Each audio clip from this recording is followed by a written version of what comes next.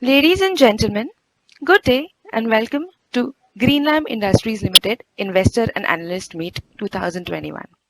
Please note all participants connected on the webcast will be in the mute mode and there will be an opportunity for you to ask questions after the presentation concludes. Now, it's my pleasure to turn the floor over to Mr. Saurabh Mittal, MD and CEO of Greenlam Industries Limited. Over to you, sir. Morning, friends, and a very warm welcome to the Greenlam Industries Investor and Analyst Meet 2021. I hope you're all doing well. The presentation for the call today has already been uploaded on the stock exchanges, and I assume that you'll have the chance to look at it. And today I'll again run you through the presentation and discuss with you on the way forward as far as the company's ambitions and goals are concerned, and we'll address your queries, questions, if any.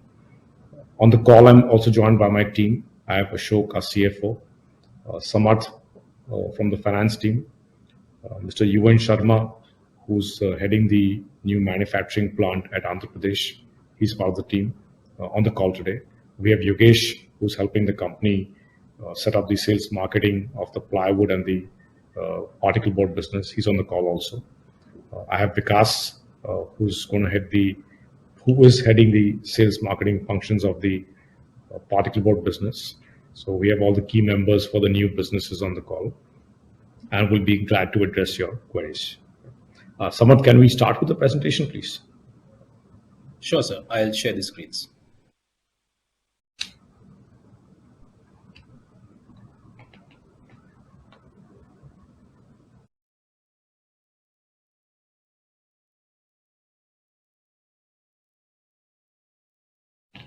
So as you see the headline, we're calling it our next orbit, or the next orbit of Greenlam.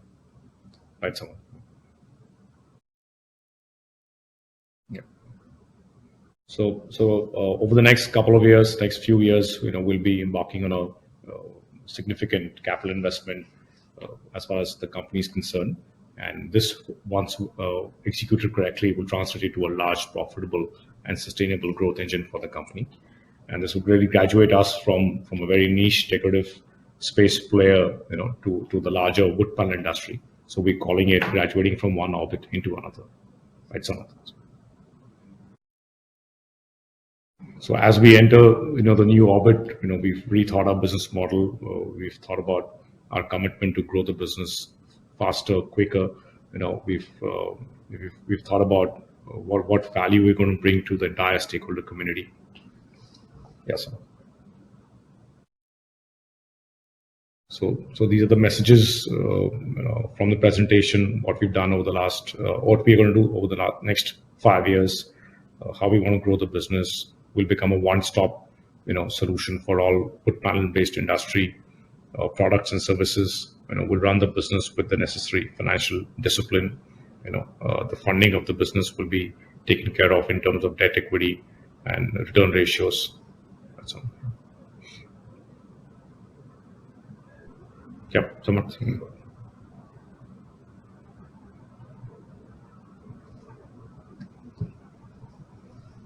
So currently, we're amongst the world's top 3 laminate brands in the world.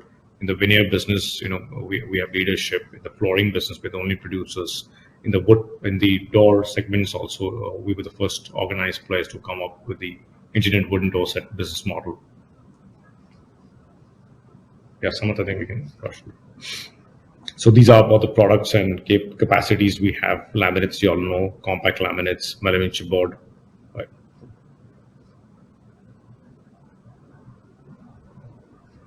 In veneer, then there's a veneer category, there's a flooring category, there's a door category. 2 manufacturing plants, laminates current capacity at 15.62 million sheets per annum, veneers 4.2 million meters square, flooring 1 million meters square, wooden doors 0.12 million door sets per annum. So here we just listed what we've done over the last 6 years, ever since we became an independent company. So of the last 6 years, we grew every year besides last year because of the crisis of the corona. Of last 6 years, every year we grew our PAT. Every year we improved our EBITDA in the last 5 out of the last 6 years. 4 years, we repaid debt, some ratios on where revenue was. And obviously, last year is not clearly comparable because of the challenge, but we just put the numbers here. How's PAT grown? PAT last year would have been higher, but due to exceptional items, is coming to 73. Others would have been more like a 85, 86 crore figure. EBITDA percent, how net worth has grown, and where the market cap was in the 6-year period from March 16 to March 21. It's actually more 5 years. Awesome on this one. So over the last 6 years, how we've improved ratios in terms of debtor cycle, debt equity, interest coverage, how ratings improve for both short-term, long-term, and the cost of debt.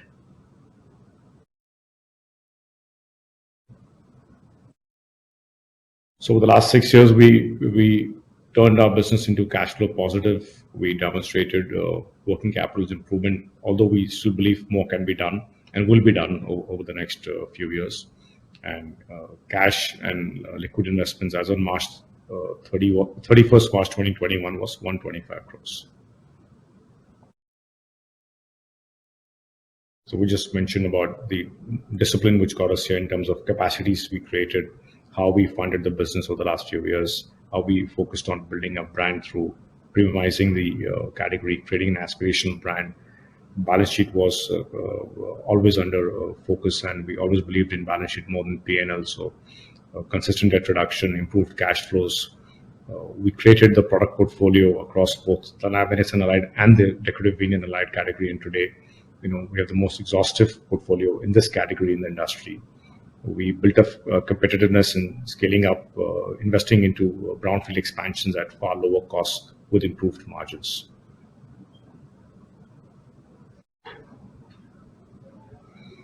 So the sales structure we've created, on the domestic side, distribution centers, number of branch offices, number of warehouses, number of distributors, dealers, retailers, the team strength.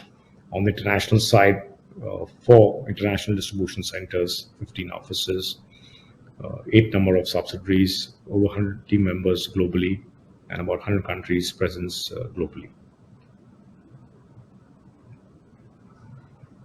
So really what Greenlam validated in the last 6 years, vision clarity coupled with robust implementation. And implementation is WIP in certain categories, but obviously it's a journey which we are on, responsive to economic and sectoral challenges, smooth supply chain and huge trade partner support, sustained brand portfolio growth, innovation, certification competency, entering spaces, market cycles, successfully entered new markets, manage the market cycles, working towards premiumizing of the brand and products.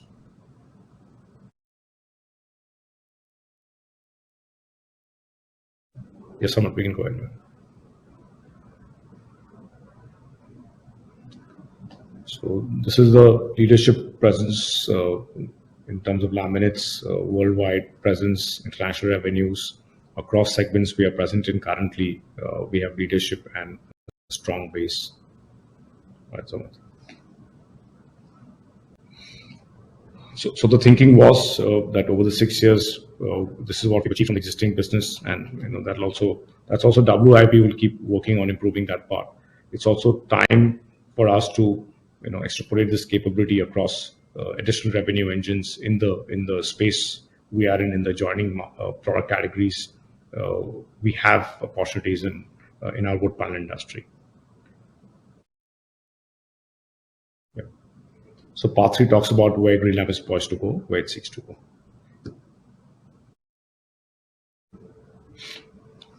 So these are the consumer trends we are seeing, which is emerging: aspiration to live and work in better surroundings, greater willingness to buy based on long-term price value proposition as opposed to really low-cost products.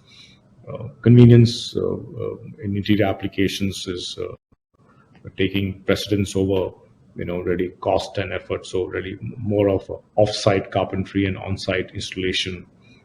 Consumers want to look at products from one outlet or one brand, so there's alignment in terms of designs, services, warranties, guarantees, and customers want to buy from companies who are committed to the ESG compliances. So there are two options in the way we respond to these: organic growth momentum and disruptive growth approach.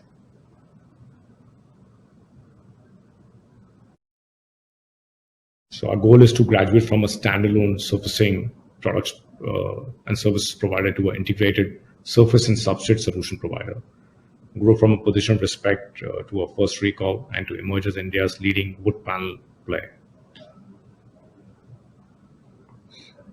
So these are the segments we are present in: laminates, veneers, wooden flooring, and doors.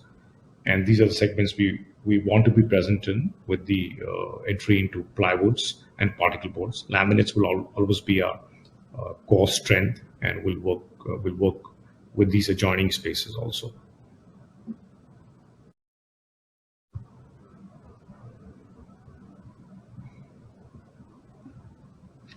So we are looking at building a new Greenlam, well-rounded profile, cross-sale driven Greenlam, servicing all wood panel needs, extending from decorative wood to commercial wood panel categories, addressing demand across the value chain, covering the entire wood panel products range. So how this approach will enhance stakeholder values. So primary customers will increase dealer throughput, enhance trade loyalty, will have more wallet share with the dealers.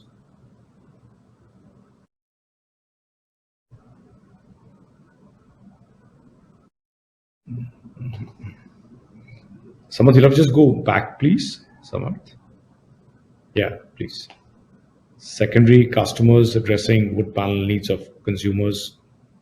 Shareholders will benefit with sustained existing business to be sustained through existing accruals. Existing businesses don't need more capital.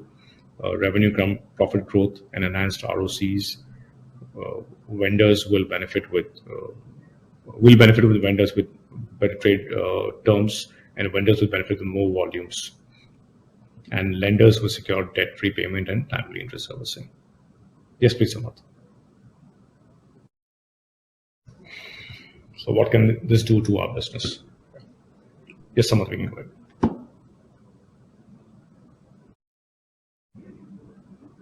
So what makes expansion diversification attractive? The markets we want to enter are large or rapidly growing markets. Certain segments, which is the particle boards and prelam and allied categories, are considered sunrise in the country. A large complementary product portfolio, cross-sell to catalyze revenues. So this is the current market size we're operating in. Laminates is about 9,000 crore market size.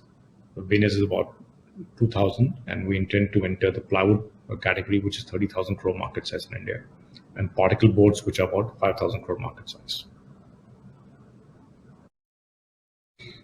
So this is a graph showing the opportunity we have currently and what can this opportunity be. So from 11,000 to 46,000 crores, and the overall wood panel industry, if you would add the MDF market, will be like a 51,000 crore market opportunity. Yes, Amit.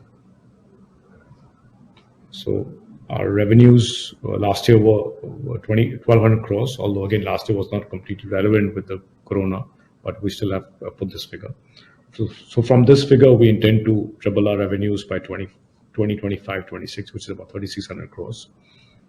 As Greenlam Industries, it took us 28 years to reach this number, and we believe in the next 5 years we can, triple this numbers. Yes, Amit, let's go. So in this part, we talk about the plywood business. So it's a 30,000 crore market size based on our post recent assessment.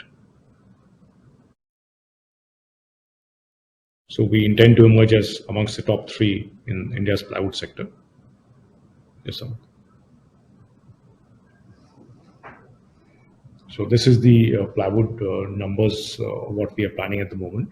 So capacity will be 18.9 million meters square. 125 crores will be the capex. Expected date of commercial production is Q4 FY23. 400 crores will be the estimated revenues from this capital expenditure.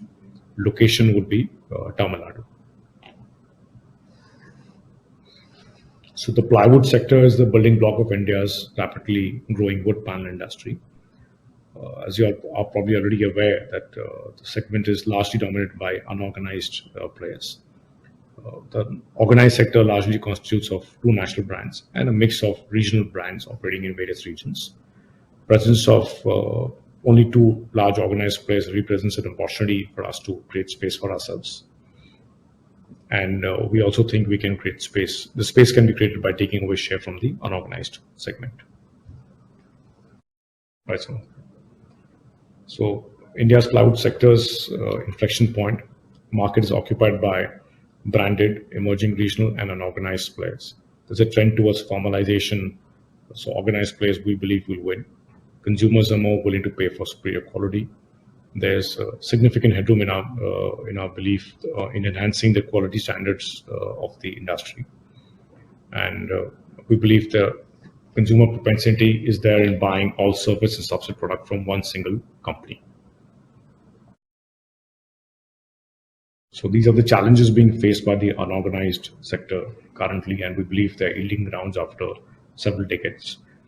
Unable to address raw material cost volatility, unable to pass on the cost increases to consumers, increase in working capital requirements, challenges of products being focused on commodity, low realizations, challenges, unable to meet the challenges of regulatory compliances because most of the unorganized people win business because they are not compliant. And there's a trust deficit with the consumers due to inferior product quality. So what's going to drive the country's plywood segment?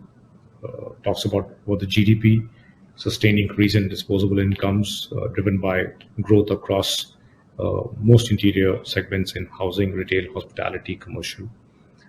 Lower price sensitivity, greater respect for branded products. As the sector is concerned, easy finance for homes, regulatory environment. There's a dearth of credible, quality-driven brands, companies. Furniture market is expected to significantly scale up over next 2 and even a longer period of time, and growing preference for mechanized furniture driven by product standardization. So even today, most kitchen wardrobe manufacturing in the country needs a good quality plywood, and we believe there's a dearth of good quality plywood in the market. Several organized modular furniture people end up importing plywood because the domestic players are unable to provide those quality standards. So while we believe that plywood is only a carpentered product, there's also another market segment where plywood is used in mechanized furniture manufacturing, and we believe there's a space in that segment for us. Yes, Samant.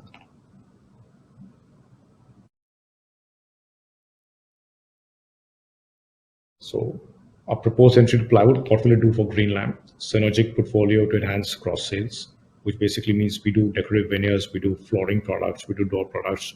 Same consumers use plywood as a substrate. We do laminates, it needs a substrate, and the same customers who use laminates in their homes, also need plywoods. New and sustainable revenue engines for the company emerge as amongst the top 3 players in the segment. We become a complete solution provider with both surface and substrate products, and the goodwill we have as Greenlam, can be leveraged with the end consumers and influencers. So projected competitiveness of the plywood business. Manufacturing, we intend to invest in the best equipments and cutting edge equipments to produce a best quality product. Really build high efficiency at the factories, produce a better product, which becomes a benchmark in the industry. Location will be Tamil Nadu, South India. South India being the largest branded consuming region of the country at the moment. Raw materials available from agroforestry in the 5 states of South India. We already have distribution for us. South India is our largest market currently also. So we already have distribution across that region. Access, knowledge, relationship with dealers is already present, which can be leveraged. And the plant will be close to all southern markets, which kind of help us in quick delivery turnaround. Greenlam brand is well known across users in that region, and there's a significant amount of mechanized furniture fabricators in the region, and the brand has been built around a lot of trust, quality, and superior price value proposition. Yes, sir. So now we talk about the particle board business. Yes, sir. So the market size of particle boards currently in India is about 5,000 crores in value. And I must say that most particle board which is being sold is sold as pre-laminated particle board and not as bare board. So largely particle boards are sold as pre-lam particle boards and not bare boards, unlike plywoods or MDFs, which are largely bare boards. Plywood obviously is 100% or nearly 100% as a bare panel. MDF has some amount of laminated boards, but particle board is largely pre-laminated boards. Yes, sir.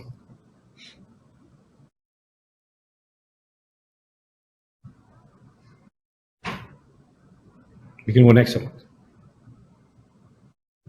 Yeah. So this is our plans on the particle board business. 1,000.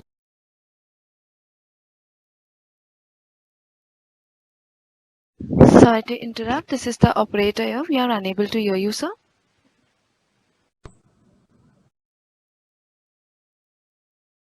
Somehow Mr. I can't. Yeah. Yeah. Is it better? You may go Is it ahead. better? Yes, you may go ahead now. So we intend to invest 600 crores in the particle board business. We intend to put in a continuous press line with the latest technology from Europe. And this investment also includes lamination of particle boards. And like I mentioned earlier, the boards are sold not as bare boards, but largely as pre-laminated particle boards. Expected date of commercial production is Q4 FY24. 600 crores is the estimated revenues from this segment. And location of the plant is going to be in Andhra Pradesh. Just a little bit communication and information on what is the macro of particle board worldwide. Particle board worldwide has the highest market share in the global wood panel industry, and large consumption of particle boards happen in the mechanized furniture industry. So for producing modular kitchens, wardrobes, shop fit outs, office worktops, kitchen worktops, online furniture, co-working spaces. The government has shortlisted Indian manufacturing and specifically furniture as one of its key segments. We're expecting the government to set up or drive to set up certain amount of global furniture hubs, which will be clusters near ports to bring about exports of furniture from India. And we think India has a huge operating headroom compared to global capacity. So there's space for us to go and create large capacities in aligned with what's been done internationally. Yes, sir. So why are we excited about the particle business? Commercial furniture replacement cycle is declining from 12-15 years to 5-7 years. Declining incidence of on-site fabrication due to inconvenience factor. And I think I mentioned that before too. So with particle boards, most fabrication will happen at the factories, at the workshops, and installation will happen on the sites. On the environment side, particle board is produced from wood chips, wood waste, and completely sourced from agroforestry, sustainable renewable forests. 40% of current particle board panel being produced is from bagasse-based raw material, and this raw material is vulnerable. And there's a huge, significant switch, we believe, which will happen from bagasse-based to wood-based particle boards because of raw material availability, cost, and also the quality of product which gets produced from wood vis-a-vis the bagasse-based boards.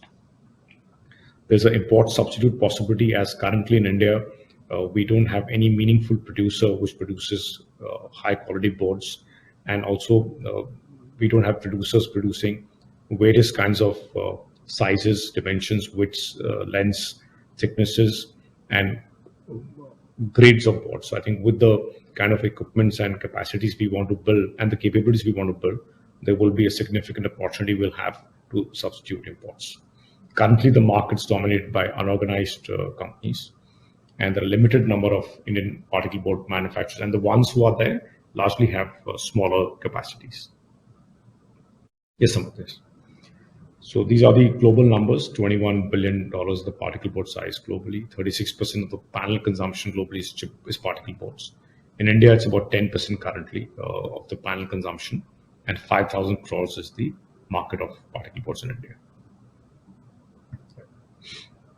So the Greenlam game changer in particle board business. So we have an opportunity for market leadership. We have, like mentioned earlier, no national player with relevant capacities and technology. There's opportunity to expand market size and also capture market size. deeper positioning of Greenlam as a one-stop solution provider, unique interplay of scale, efficiency, branding. I already said that capacity-wise, we'll put in the state-of-the-art equipments, automatic plant to enhance industry's quality standards. And from a consumer proposition, and I think this is quite a big one, we'll be the only plant in the country where particle boards, prelam particle boards, laminates, compact laminates is being produced at the Andhra factory. As most OEMs, kitchen producers, office furniture producers want particle boards, they want laminates for post-forming, they want laminates for paneling, they want compact laminates for bathroom partitions. So with this offering, will be unique in the industry where across product categories of laminates and particle board in various dimensions, we can be able to offer the same color match, through this through the product lines. So I think this will bring about huge value to architects and to customers. Excellent. So Greenlam, the right company at the right time in the right place. Position attractively to address the market opportunity, existing goodwill with users and influencers. The particle board plant is proposed to be in Andhra Pradesh. We have proximity to about 4 ports in about 120 kilometer radius from our factory. Raw materials is available in the area, and South India is about 45-50% market share of India's particle board consumption, which means lower logistics cost to this region. Our relationships are extremely strong with the OEMs, with the mechanized furniture manufacturers, with end customers, distributors, and with him we can be able to leverage that. And this will be an integrated plant with laminates, compact laminates, and particle boards, like I mentioned earlier, with matching decors across product lines. Yes, Amit. So a little bit about the Greenlam advantage in boards. So effective competitive advantage, brands already established, expenditures, overheads will get shared. Quicker offtake because you already have the network, you have the brand name in place. We have people across various parts of the country in sales. We get larger customer wallet and complementary product offtake. So here we try to say what is the market reality and how Greenlam has the opportunity in this particle board space. There's a trend towards branded organized sector offering. Greenlam is expected to emerge as a decisively large particle board player in the industry. Markets dominated by small players and imports will acquire scale and enhance credibility and global competitiveness with the size, capability of the plant we're investing in. Quality boards are a challenge for the high-end machine furniture fabricators, mechanized furniture fabricators will probably give the world-class product standards and products to the mechanized furniture fabricators. So they don't need to import, and we become a local source for these people. Stunted market growth on account of limited product offerings. There's an opportunity because quality boards are not available in the market at the moment. In reality, there's a premium on the ability to distribute products wide across the Indian landmass. Greenlam trade partners are extensively present across India. With our existing network, there's deep distribution and availability throughout. Obviously, that's a never-ending thing, but we already have a significant base there. There's a premium on the need to create a robust particle board brand. The Greenlam is respected for trust, integrity, and durability, and we think we have this opportunity with us. Yes, Amit.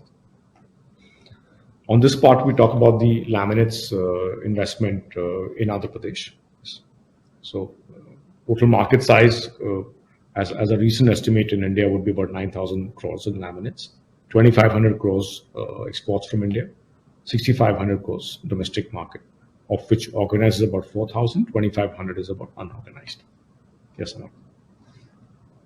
So here we aim to retain our position in the country's leading, as a country's leading laminate player.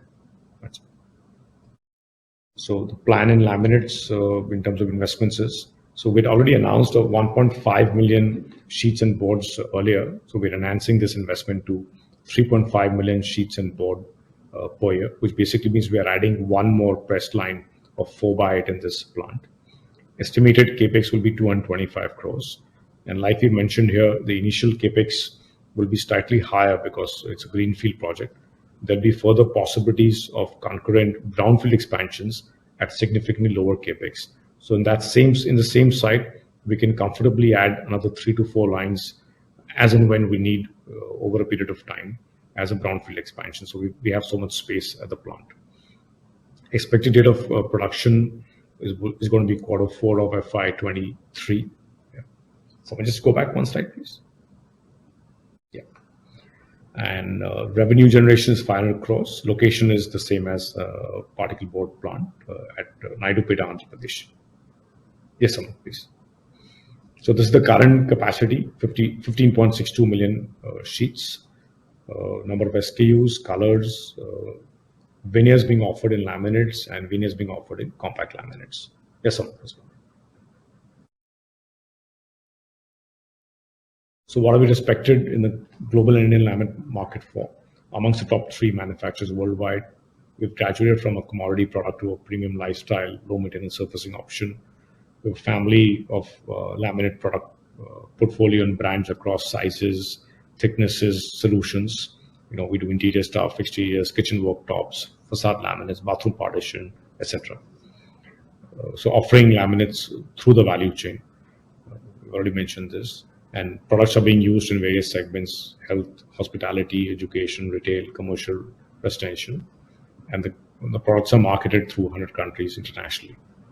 Yes, sir. So this is what Greenlam 2 is going to look like. Yes. So we'll enter new segments and commission larger capacities. We'll add capacities in existing segments. We believe the time has come for us to provide entire range of surface and substrate products under consolidated Greenlam Industries. Time has come to create the foundation of a complete multi-product solution provider, both surface and substrate. And the upsides of being an early mover could translate into sustainable, secure leadership in the wood panel industry. Yes, Samant. So this is a value creation opportunity. Significant business growth within a compressed time frame will fund the business through a prudent balance of debt and internal accruals. Possibilities of higher margin through synergies, positive cash flows from existing business to drive sustainable growth. And we said that earlier, the existing businesses don't need any more capital in terms of working capital or fixed capital. Some maintenance capex will be needed, which will be far lower than the depreciation we have. Yes, sir. So what this means for our balance sheet: existing business well capitalized to grow using generated accruals, lower working capital for the new business. The new businesses where most of the raw material is largely domestically procured, unlike our existing business. So there'll be lower working capital in both the plywood and the particle board business. Shorter maturity curve for new projects, quicker and better profitability, superior margins and excellent revenues will enhance ratios, and projected gearing will be reasonable in our belief. Yes, sir. So as a conclusion, we are entering a new orbit that will make us larger over the next few years, will make us more profitable, will make us more sustainable with newer market segments, newer products, newer facilities, and this will lay the foundation of a more valuable Greenlam in the times to come. Yes, sir. So just on one sheet, what are we trying to do?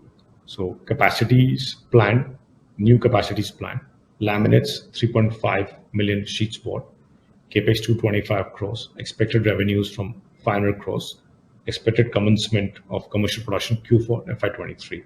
And I must repeat that this capex here, we can do multiple brownfield in the future. Plywoods 18.9 millimeter square per annum, 125 crores of capex, revenue 400 crores, expected commercial production at FY23. Particle boards 231,000 cubic meters, expected capex 600 crores, revenue 600 crores, Q4 FY24. Can we go next one?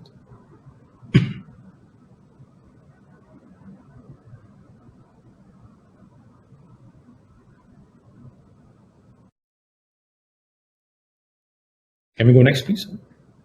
Yeah. So this is more like a cumulative sheet of what our overall capacities will look like. Laminates will move from 15.62 to 19.12. Veneers, 4 indoor, there's no addition. Plywoods have come here, particle boards have come here. With the 2 new plants, we'll have 4 locations. We'll have Behror in Rajasthan, Himachal Pradesh, Naidupeta, Andhra Pradesh, and Tamil Nadu.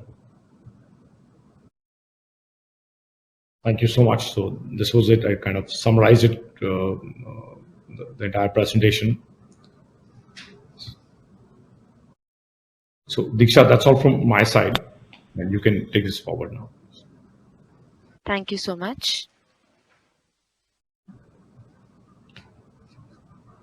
We will now begin the question and answer session. Anyone who wishes to ask a question over video may click on the video question button at the bottom of their screens. Participants who wish to ask their question through chat may submit their question in the chat box option appearing at the bottom of their screen. We will wait for a moment until the question queue assembles.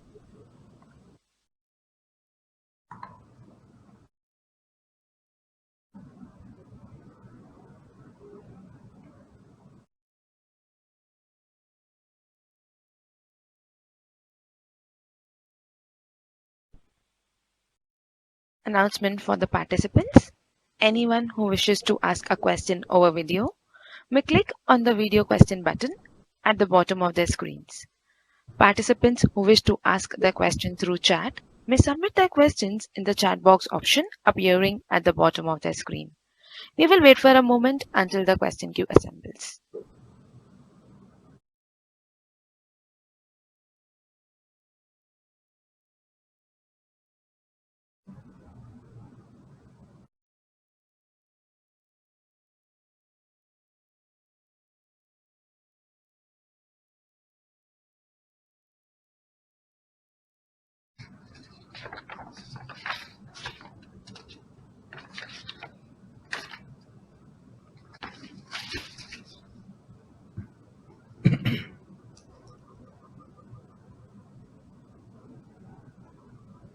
Participants connected on the webcast, if they wish to ask a question over video, may click on the video question button at the bottom of their screens.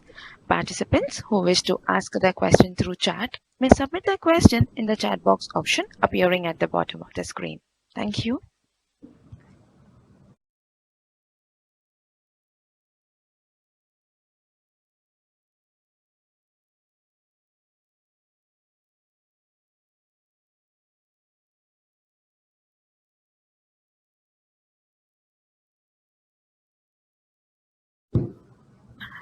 So we will take the first chat question from Mr. Praveen Sahai from Edelweiss Financial. His question is, particle board expansion, is it to capture domestic or international demand? Just need 1x asset turn. Do you see contraction in ROCE for company in coming years? So particle board, can I answer, Diksha? Yes, sir, you may go ahead.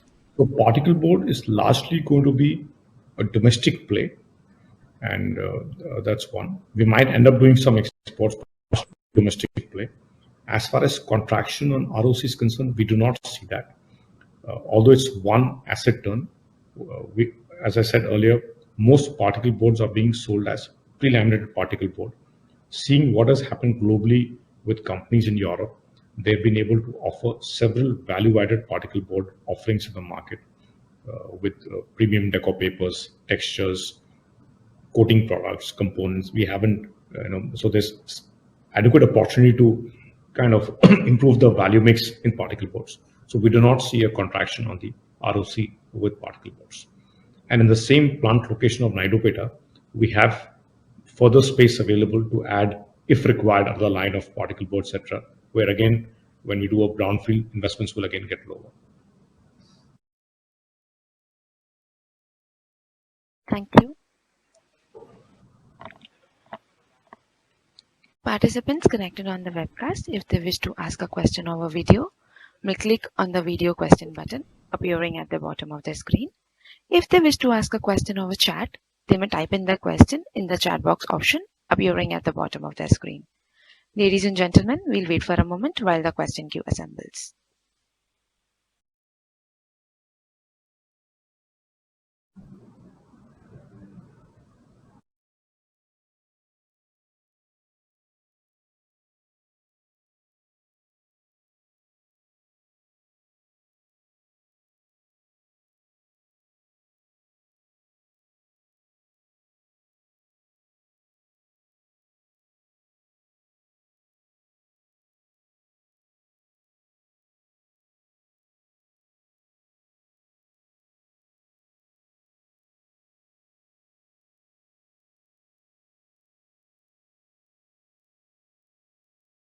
Reminder to the participants, anyone who wishes to ask a question over video may click on the video question button appearing at the bottom of their screen.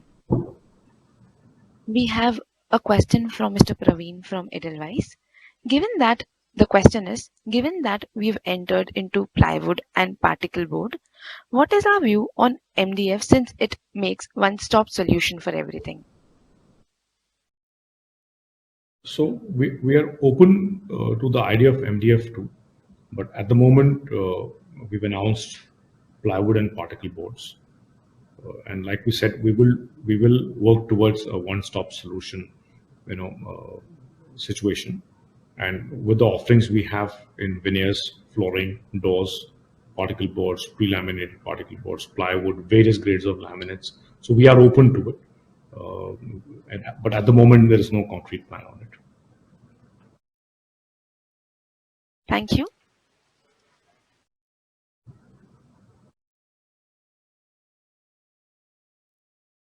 Thank you so much. Participants connected on the webcast are requested to click on the video question button appearing at the bottom of their screen. Anyone who wishes to ask a question over chat may click on the chat box option to submit their question. We have the next chat question from Mr. Prateek Pudar from Nippon India Mutual Fund. The question is, what kind of EBITDA margins are we expecting for each of the new areas which we plan to enter? I will direct this question to our CFO. Ashok, maybe you can take this question, please. Thank you, sir. For plywood, we are expecting a EBITDA margin of around 13-14%. And for particle board, we are expecting a margin of around 22 to 24%.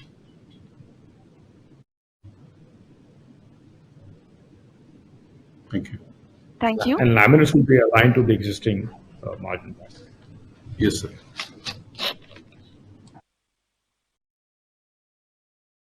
Thank you so much. Anyone who wishes to ask a question over the video may click on the video question button appearing at the bottom of their screens.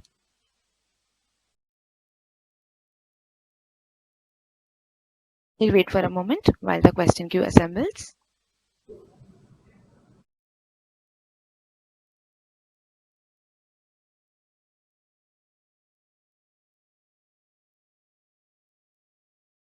We will take the video question from Mr. Bhavin Chedda, Enam Holding. You may go ahead, please.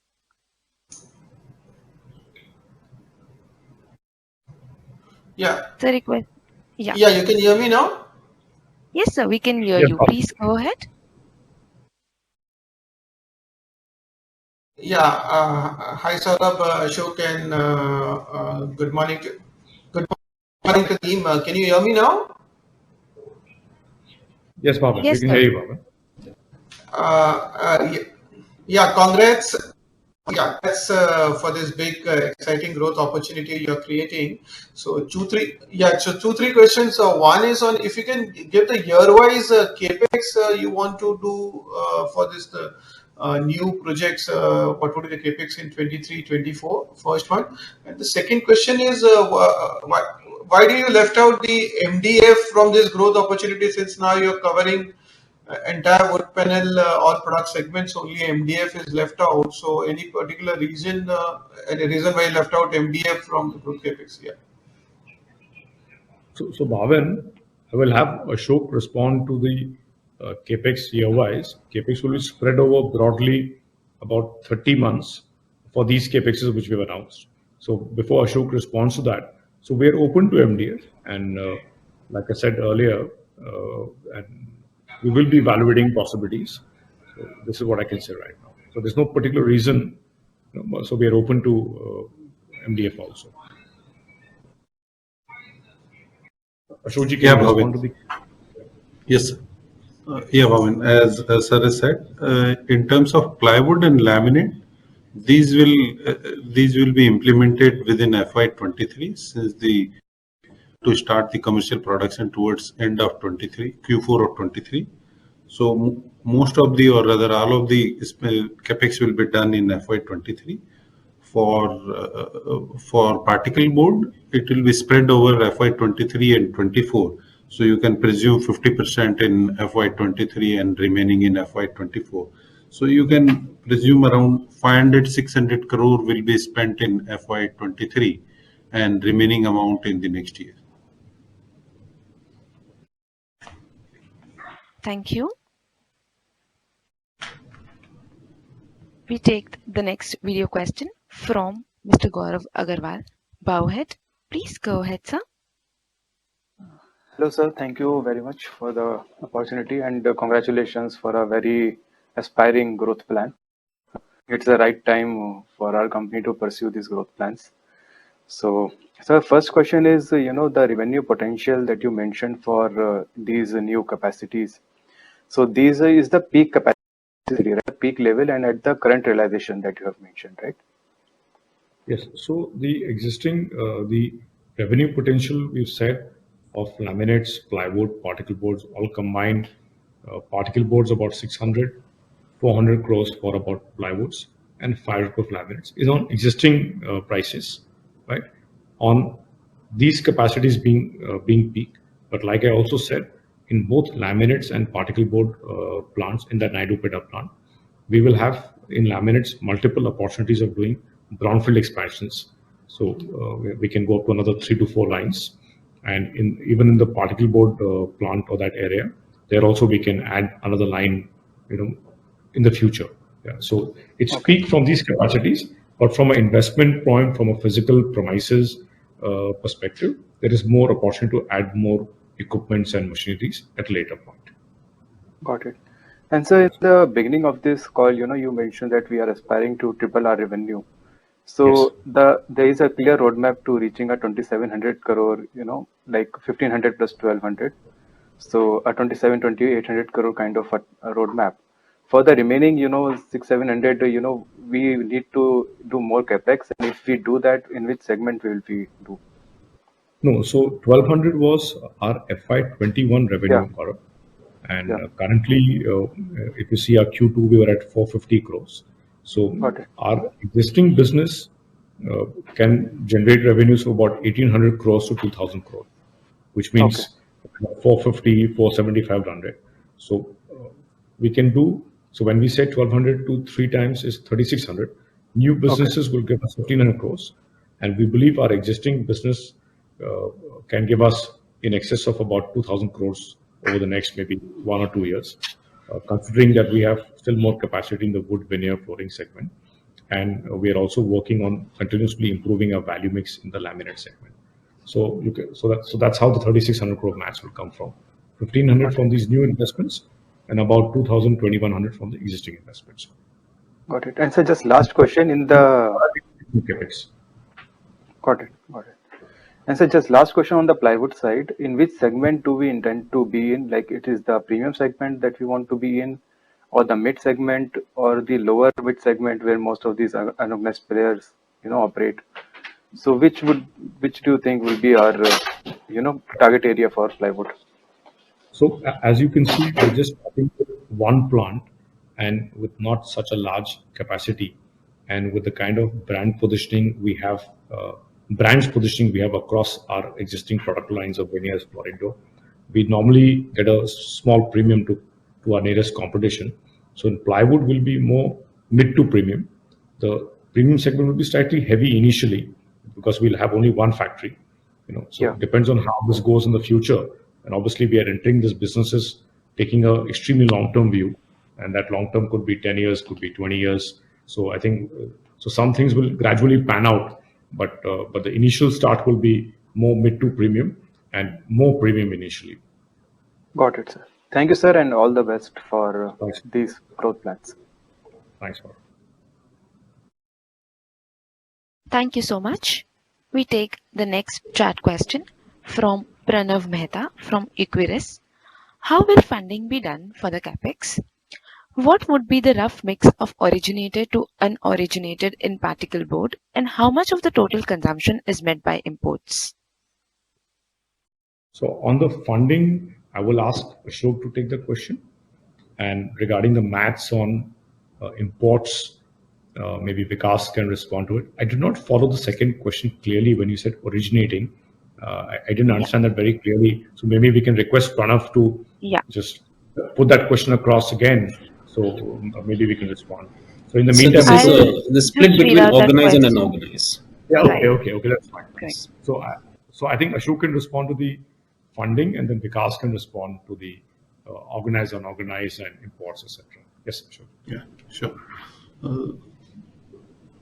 Yeah, Pranav, in terms of funding, it will be done in a mix of debt and internal accrual. We plan to do around 65% source through the debt and remaining through the internal accrual. And as we said in the beginning of the call, it will spread over 2 years kind of a thing. So that's the plan. We will do the debt and remaining from internal accrual. I'll just pitch in. The funding will happen over a 2 to 3 year period, so maybe more like a 30 months or so. Yeah. Yes. Yes. Vikas, please. Yeah, thank you, Pranav. Pranav, the split between organized and organized in particle board is there are only 3 national players in particle board, and then those two have a very small capacity. And primarily 95% you can say is unorganized, small players operating mainly out of Gujarat. Hope that answers your question, Pranav. And maybe I'll just add in here, Pranav, when you say national players in this segment, because nobody's really ever focused in a meaningful manner in particle boards.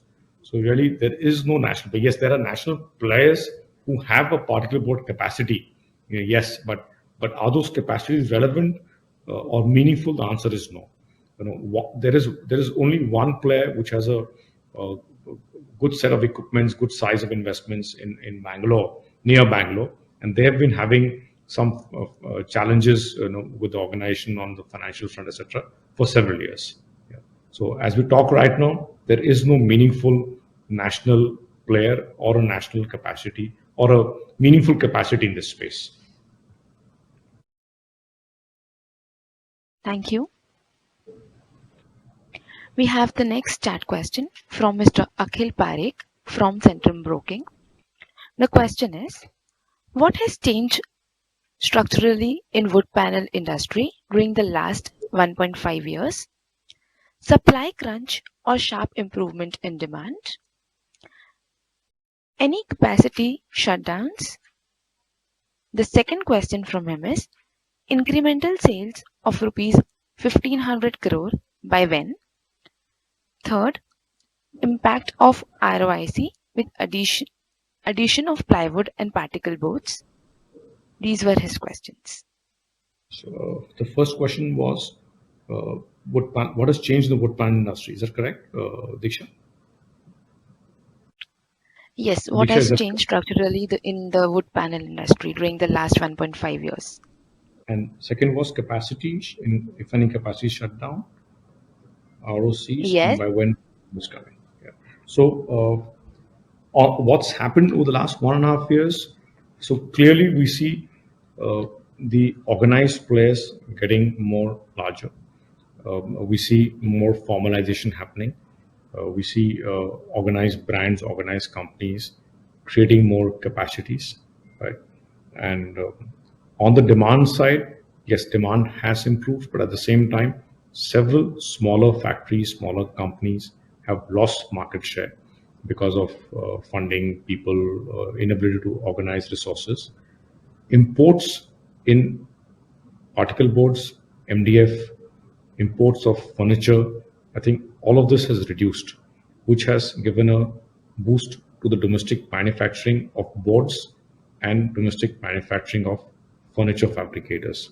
So I think I would say these are the large changes in the wood panel industry. The acceptance of modular furniture, modular kitchens, wardrobes, doors, shop fit out panels, on-site installation, off-site carpentry. I think this trend has also kind of accelerated over the last few years, right?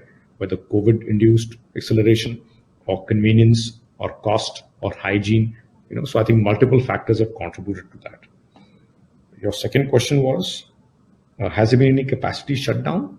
So yes, there's not been one meaningful capacity shutdown in particle boards. Like I said earlier, one of the larger players or meaningful players has had problems over the last 5, 7, 8 years. That clearly has created a space for another player to emerge. Otherwise, smaller manufacturing plants have struggled with capacities. So there's no one major shutdown which is creating a space. And your third question was on ROC, is that correct, Diksha? The third question Yes, was on it impact was of on ROC ROC with only. addition of plywood and particle boards. So we believe, because once we create these investments, once they all materialize and they get executed correctly, ROCs for the entire business at those revenues will be in the band of maybe like a 22-25%, kind of a situation, with different businesses being at different stages. So the ROCs might vary within the businesses, but broadly you can assume like a 20-25% kind of a maths moving ahead on the ROCs. Did that answer all the questions? Did I miss any, Diksha? There was No, one sir. more question, sir. Yeah. In terms of when this 1,500 crore revenue we expect to come. So, as we said in the call, plywood and laminates, we hopes to reach 100% utilization within 2 to 3 years. And for the particle boards within 3 to 4 years, we expect it to reach in that process.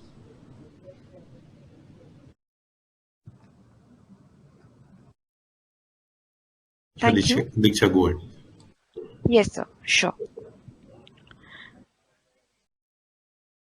We have the next video question from the line of Achal Lohade, JM Financial. Please go ahead. Yeah, good morning, me. Yes, we can hear you. Please go ahead. Okay. Yeah, thank you for the opportunity, sir. My first question is in terms of the in terms of choosing the particle board. If you could the reason to pick the particle board over the thing at adding MDF capacities first before going for particle board. If you could give some color or the rational pick particle board over MDF. Although I got your last part of the question, Achal, I couldn't hear the first part. So if the question is, why have we chosen to first invest into particle board over MDF? If that's the question, I got Yes. that. Yes. Question? That's the question. Yes. Yes. So if you see the particle business, and like we said, one, there's an opportunity for a meaningful national player. Second, particle boards is largely sold as a laminated particle board product and not as a bare board product. And we think there's a lot of alignment between a core business of laminates and particle boards as Greenlam particle board, right? And that's the idea of putting this plant at one location, right? So if you would assume an office space, right? So there'll be public toilets in the office space which will need compact laminates of a certain color. Office worktops, desks will need Greenlam particle boards. You would need laminates maybe for the worktop or for paneling requirements. So this whole color matching solution offering model where compact laminates, thin laminate sheets, Greenlam particle boards, matching edge band can be done. So we believe as a first step, our focus was and is to strengthen our core, right? So with this, we'll fortify our existing business even further. And that was the decision, that was the reason of moving to a particle business before getting into an MDF business, right? On the metrics of investment, return ratios, etc., clearly, because there is no other meaningful player right now, or people have smaller capacities, good quality boards are not available. When good quality boards are not available, the quality of pre-lamination particle board is not good. You can also do several value-added category in particle boards like registered embossing. You can do things like HMR grade. Because boards are not available, a lot of that market share, which typically has gone to particle boards globally, has moved to MDF in India, right? So from a usage perspective, wherever there is dry application, particle board is a great panel product. It's at a slightly lower, not slightly, it's at a 20-25% lower cost than MDF. Because boards are not available, particle boards, MDF has taken more market share in that space. So one, the idea was to strengthen our core. Second, particle boards is sold more as a decorative laminated product rather than a bare board, which was aligned to our existing core business. And we believe this segment offers an opportunity because there is space here. There is no meaningful player. It's completely unorganized segment, and people are not paying attention to the segment. That's the reason we went to this segment. And there is significant possibilities of value addition in the segment, Achal. You had indicated there is 1,000 crore. How much would be imports? Second answer, please. The imports mix in the particle board at this point in time. What would be the mix, and what is the price differential between the domestic and the imported price? So currently, the import price, you can currently, as we talk right now, is nearly at the moment because of the sea freights, rates going up. The bare board of import versus local imports are higher by nearly 60-70% at the moment, right? So for all practical purposes, because of freight situation and the cost situation, imports virtually are not coming in particle boards in the country right now. Can you hear me? Understood. Yeah. Yes. Vikas, is that correct, Vikas? Yeah. Yes, sir, that's it. Right. And literally right now, particle boards imports are more expensive than domestic MDF also. Yeah. So the dynamic of particle board is at the moment, on paper looks extremely attractive, but once boards come in, it'll change a bit. Yeah. Right. But if I were to ask you prior to pandemic, what would that mix be? Vikas, would you have that math right now? Pre-COVID, what was the import model? Pre-COVID, almost 15,000 cubic meters of raw boards were being imported every month into India. They were mainly used by short cycle guys. So how much would be that percentage, Vikas? I think that's what Ashok would want to.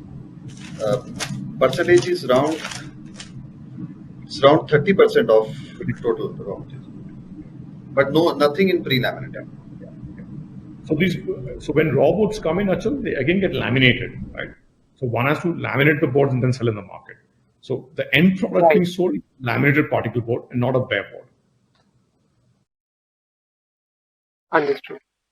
And in the presentation you had talked about in the ply business, there is regulatory compliance in plywood. In the section of the unorganized seeding market form. If you could elaborate, what are we talking about? Is there any thought of outsourcing or tying up with the for the plywood business with the third parties apart from own manufacturing?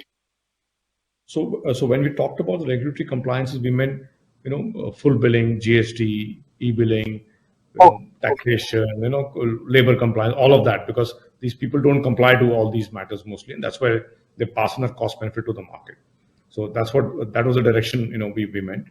As far as us tying up with the for outsourcing, etc., like I said earlier to somebody, we're starting with our own plant manufactured model actually right now, and obviously it's going to be a long way for the company to keep building these businesses. Our businesses are really long term in nature.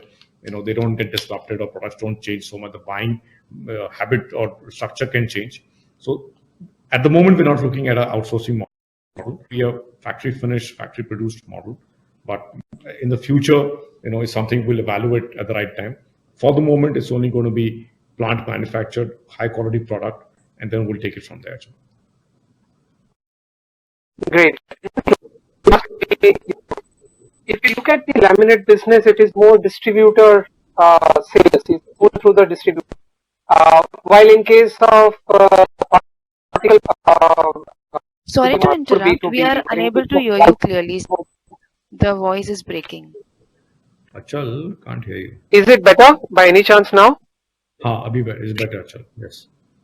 Yeah, so what I wanted to check is that in terms of the distribution, would you require substantial investment to market these products, or you think the existing distributor-led laminate channel will be able to, sell these products? So, Achal, the plywood business is a company to dealer format. It's not a distribution format business, right? So from the plants, we will reach out to various locations on a direct shipment basis. So in our existing model, the secondary dealers of ours, the secondary customers who buy from our distributors, will become a direct customers in the case of plywood, right? So from that perspective, the relationships, the knowledge, the understanding is already there with who those customers, who those dealers, who those partners are, right? As far as the particle board business is concerned, it's a hybrid model where one ships to OEMs, to the mechanized furniture fabricators who are large, and then you have dealer oblique stockist models, right? Who do some wholesaling and who redistribute to smaller furniture fabricators, panel insert producers, etc. Again, those relationships are currently handled through a secondary model for us and not as a primary model. So really, it's not going to be difficult for us to set the network up in terms of getting the products to the market. Most of the OEMs or the mechanized furniture fabricators are buying our products either through distributors or through dealers, or at times directly from us also. So again, our people visit those customers, those relationships are there with us. Understood. And just last question, sorry. In terms of if you look at the green group companies, we have all the three guys selling plywood, and probably now MDF stroke particle board as well. So how do you try to address this conflict in terms of the brand and a probable confusion in the channel as well as the end consumer's mind? So as far as Greenlam is concerned, we will enter plywood. Right now, we're not selling. Yeah. Particle boards, at the moment, Greenlam is doing it as a very small part of our business, where we do some lamination for certain North Indian customers only at the Behro factory. So there is no confusion on the particle board space. Plywood, clearly, with us also entering the space, so the brand will not be a Greenlam ply, it'll be something else by Greenlam Industries, right? So whether there'll be some confusion or not, yes, there could be some confusion, rather there will be some confusion. So I think with the corporate brand umbrella, there'll be clarity in the market which group is doing what. So it's something which will kind of, we believe, pass away slowly, and there could be some temporary, confusions in the market, or rather there are some temporary confusions in the market. But we believe, we'll still go and gain more market share. Thank you so much. I wish you all the best. I'll come back in the queue. Thanks, Anshul. Thank you so much. We have the next audio question from the line of Ms. Neha Talreja from Edelweiss. Please go ahead. Thanks a lot to the Greenland team for the opportunity, and apologies if I will be having some repeated questions because I was constantly getting logged off. Questions from my end. You are now, mostly, doubling your gross block, and definitely we will be looking at, of course, the revenue opportunities are huge, and you've already highlighted that. What is the kind of a bandwidth that we have added with respect to senior leadership team over, what period, which is giving us the visibility to achieve that kind of a tripling the turnover? That's one. Secondly, what kind of, debt position are we looking at, since you said that, we would be maintaining a reasonable amount of leverage and it will not be over leveraged? That's secondly. And if MDF could also be one, that's going to, be an additional debt on us. So some clarity over there. Yeah. So I'll take the first question, Neha, on the team size. And as you can see, we have few team members already, on this dialogue today. So our teams for manufacturing setup of Andhra Pradesh and Tamil Nadu, both the senior leadership is in place. UN is here. So UN is heading the setup of the Andhra Pradesh plant, and is also supporting the plywood folks at the Tamil Nadu plant. And we have a teams in place for Tamil Nadu also. So on the manufacturing side, key team members across, mechanical, electrical, civil, leadership, commercial, HR, admin is already in place. On the sales side, the laminates business just plugs into our existing sales network of both domestic and internationally. And currently we already choked for capacity So that's on the laminate side. On the ply and particle board, you can see Vikas on the screen. Vikas is going to head the particle boards sales setup. He's been in the industry of particle boards, MDF, and related categories for over a couple of decades. And you can see Yogesh on the line. Yogesh has worked with me, and with some other companies in the past. So Yogesh has deep experience about both plywoods and particle boards and MDF actually. So Yogesh is working with Vikas and the ply guys to set up the ply team here. Otherwise, all the leadership team at head office in terms of accounting, finance, ID, HR, marketing, that's all going to be common resources for the entire setup. So by and large, you can assume that the key people are already in place. And these categories are not something new to us. We've been in the space. These are adjoining spaces. Customers are common, products are common. So that's not a challenge. On the tripling of revenues. So we've taken last year's base from a year-end base of 1,200 crores. The existing business, without any meaningful investments or any investments, can go up to 1,800, 2,000 crores. So really, you are adding another 1,500 crores of revenue, of which 500 crores is an extension of the laminate business. So the new teams are required to really go and build the 1,000 crores of sales of both plywoods and particle boards. So we are quite confident that that seems to be completely under control. I will have Ashok take the question on the leverage just after I finish the MDF thing. So MDF is something we're open to, and we'll keep announcing things once they get concluded, because a lot of these projects take time in terms of land, in terms of approvals of forest and etc. So clearly we don't want to pre too much. So we will communicate as and when things get closed. So that's something we will work upon. Ashok can take the question on the leverage. Ashokji. Sure. Sneha, in terms of leverage, so as per our estimate on the peak debt will be in the range of around 0.8.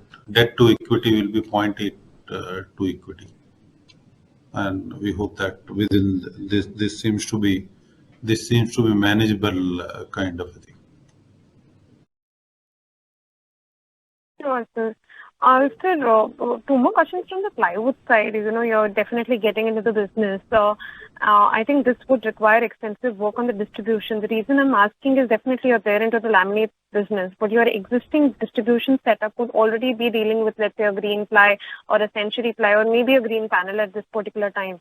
So what would be the plans here? And secondly, how do you plan to differentiate now your brand versus, both other greens? Because now you're coming with similar setup, which is, the plywood business for now, and maybe MDF later. So what is the idea of, differentiating yourself now versus with the existing brands? So on the distribution setup, Neha,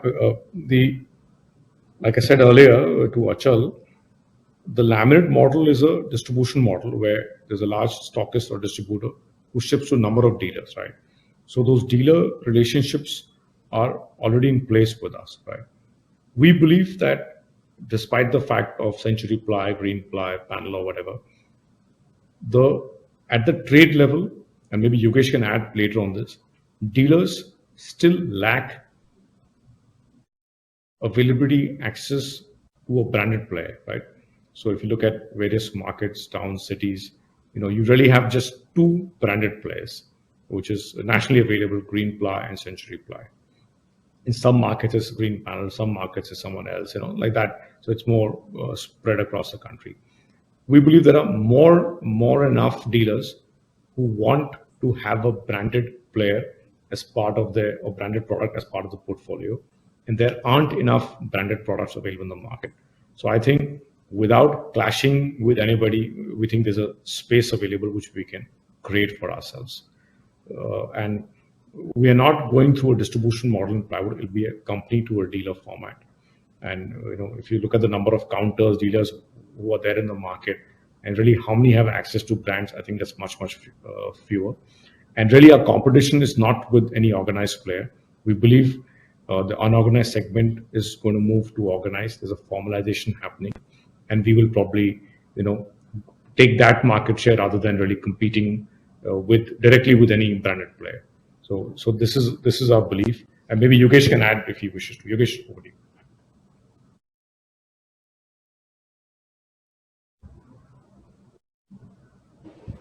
Thank you, Sir, sir. may I request? Yeah, go ahead. Sorry, Sneha, you can please continue. Sneha, So you you may can say please something. go ahead. You may go ahead with your. Yeah, thank you, Sneha. Sneha, as Mr. Mittal has already confirmed, I would like to mention here, this is a huge market. Plywood is about 13,000 crores market. And we are already dealing, as already been shown to you, we are already dealing with about 14,500 retailers network throughout the country. So we have a big market space to enter. So it is nothing to do with the branded players which we are talking about. We have our own space. Rather, you would appreciate the path is not known to us, and it will be very comfortable for us to achieve our goal. And regarding your question on how do we distinguish, etc., like we have a veneer product also, which is being sold to certain amount of dealers throughout the country, where we generate about 125, 150 crore sales. The same customers who use somebody else's plywood, which are then the veneers pasted on a plywood, right? So our distinction really will be based on quality, trust, transparency, compliances, solid dealer relationships, good quality, great quality product. I think that's how we'll go and create our own space in the market. So we don't believe there'll be any significant competition with players. I think it'll be the unorganized movement which we'll capture. Does that answer your question, Sneha? Oh, sir, it does. Thanks a lot, sir. Thank you so much. We take the next chat question from Mr. Arun Agarwal from Kotak Securities. The question is, can you share how the ramp up will happen across the upcoming new capacities? Sure. Ashwiji, will you take that? Will you share that sheet, Ashwiji? Or you will just communicate?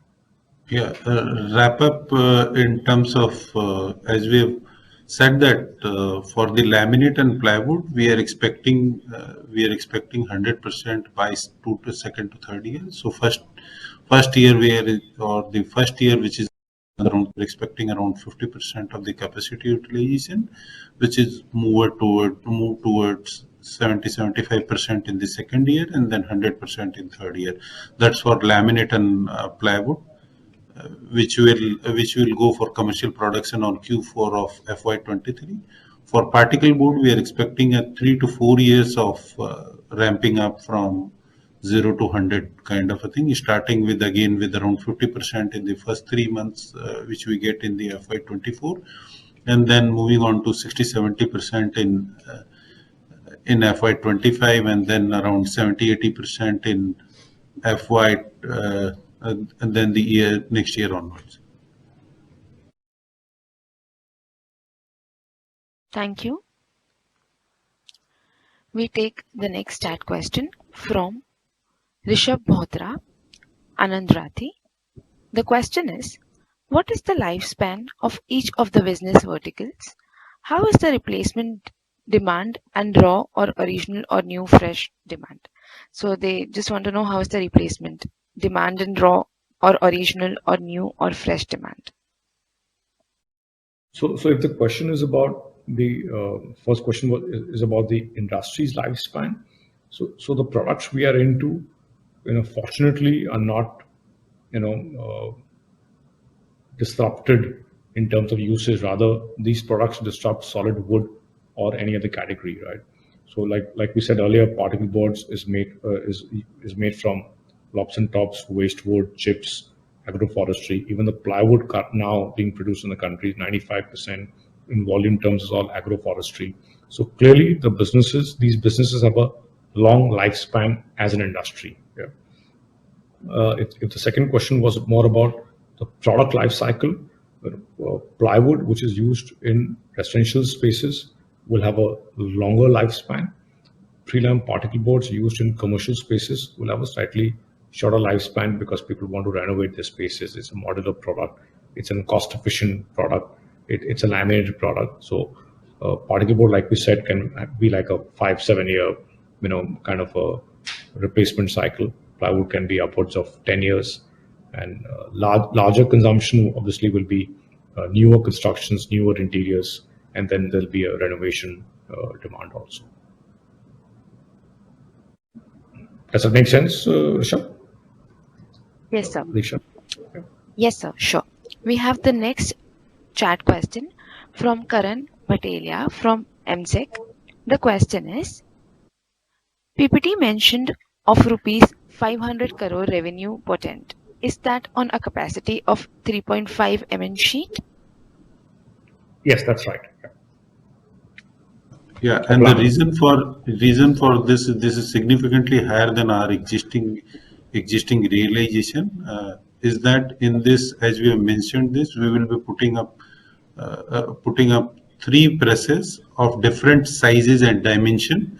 So that's why the number of units are lesser, because we will produce bigger size laminates and thicker laminates. So that's why the number of units are less and realization are more. So the relation looks higher versus the average relation right now, but the relations taken are similar to the current realizations of those sizes. Thank you. We have the next chat question from Padma Raju from SBI Life Insurance. The question is, regarding the shift from unorganized to organized, this is true for most of the building material players in this year, given higher RM prices, leading to higher working capital requirements. Once these prices stabilize, do you think there will be some reversal in this shift, that is, unorganized players coming back? So clearly, even at the moment, it's not as if unorganized segment is over, right? They are still present. Now, when the RM costs reverse, if they do reverse, surely you could see unorganized players, getting back to business. But like we mentioned earlier, most of the unorganized players survive because of regulatory compliances not being met by them, and we think as that gets stricter, tougher, there will be a shift to formalization. Right? Even from a customer's perspective, customers now, we believe, want branded, organized products. The OEM segment, the mechanized furniture fabrication segment, architects, designers, developers, builders, that entire segment is largely going to be driven by organized products, organized companies, organized brands, because they want certain specifications, certain technical data sheets, certain delivery schedules, certain supply chain. So we believe, despite and in spite of RM costs, if they do reverse, we still believe that the formalization will continue in our sector. Thank you. We take the next chat question from Dhiresh Pathak from Goldman Sachs. The question is, what is the thought process behind the choice of location to set up the plywood and particle board plant? So the thought process was driven by raw materials availability in South India. South India being the largest consuming market for prelam particle board, largest number of mechanized furniture fabricators in that region. So nearly 45-50% of market share of the particle boards, mechanized fabricators, OEMs are in South. And in plywoods, it's the largest branded consuming zone or region. And we as Greenlam also have the largest market share there. So access to availability of raw material, access to ports, because laminates, will be exports and also will be sales in South India from there. Access to South India markets, being the largest markets for both plywood and particle boards and for our laminates. So these were the reasons which drove us to make the investments in South India. Currently, we already have two plants. One is in Upper North, one is in more like a Northwest in Rajasthan. So it's also a de-risking from the existing areas. Thank you. We have the next chat question from Vijay Karpe, Bryston Investments. The question is, with respect to plywood business, what kind of ROCE, EBITDA margins and working capital cycle we are expecting at peak utilization? The second question is, what is the new plywood capacity in CBM? Are we also planning to outsource any plywood manufacturing? The third question is, why not get into MDF? So I will have Ashok respond to the plywood capacity, working capital cycle, EBITDAs, ROCs, cubic meter. I will, before I give to Ashok, I'll quickly respond on the outsourcing of plywood and why not MDF. So on outsourcing of plywood, we want to start with our own factory produced high quality product model aimed at the mid to premium segment. And ply is going to be a long runway. It's not just one plant. The capacity we are putting in eventually to feed the country effectively. There will be potentially in the future some more investments. So we are open to it, but not at the moment. At the moment, we're just going to focus on the factory finished, factory produced model. That's on the plywood story. On the MDF and particle board, like we said, we're open to MDF also. But as a first step, because the particle board business, there is space, there is no national player, there's no meaningful national player, and the business is more aligned to our core business of laminates.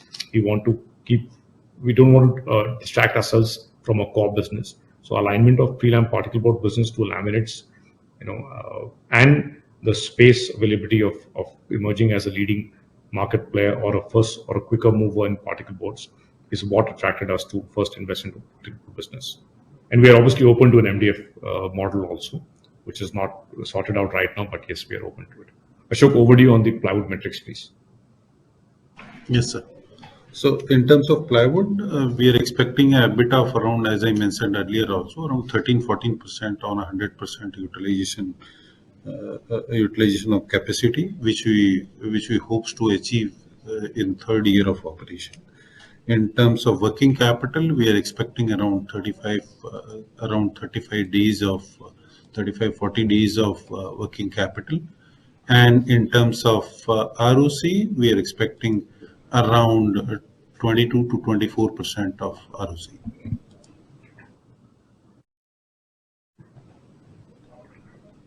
Thank you. We take the next chat question from Abhishek Vora from Ambit Asset Management. The question is, hi, could you tell us the expected capacity utilization levels in each of the segments of FY24? When do we expect it to reach full capacity? Ashok, will you take it? Yeah. So we mentioned this before in this call. For the laminate and plywood, we expect to start production in Q3 of next year, which is FY23, and FY24 will be second year of operation. So we hope to around 70-75% of capacity utilization for laminate and plywood. For particle board, this will be the first year of operation, and we will get around a quarter or so. So in this, we hope to achieve around 40-50% of utilization in this quarter.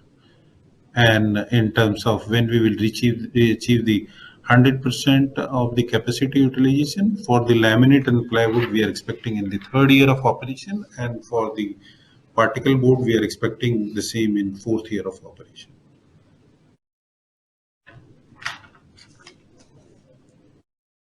Thank you. We take the next chat question from Krunal Shah from Inam. The question is, any update on the status of the Bhairar plant which is temporarily shut? So I'll take that question. So we've already got the necessary revocation order from the CAQM Delhi, and just final signatures need to come in from the Rajasthan government. Rajasthan State Pollution Control Board. So I think it's a matter of a day or two should be resolved.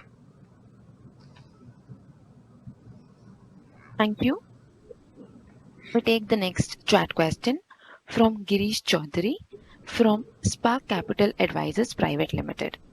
The questions are: the first question, are you targeting to take market share from cheap plywood segment? In terms of sales, will this be primarily to furniture OEMs? Broadly, if you can give us some sense on what expect on retail sales and project sales in this business. The target rupees 600 crore revenue implies a realization to close to 26,000 CBM. How does this compare the current domestic manufactured and imported particle boards? And in your assumption of rupees 600 crore revenues, what has been factored in terms of product mix between plain boards and pre-laminated boards? So on the first question of market share of plywood, so obviously we will not be driving taking share from the cheap plywood in the plywood segment, because we're looking at the mid to premium segment.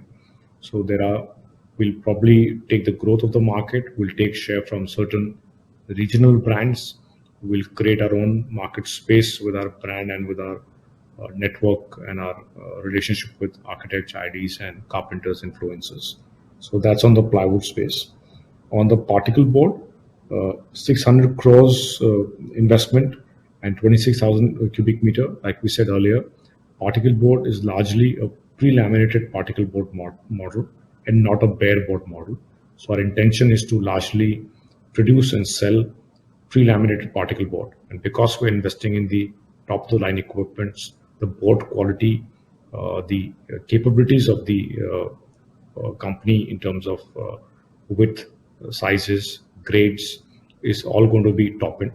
And accordingly, we have made our mathematics in terms of what segment will we target, what will be our mix, and what will be the price realizations.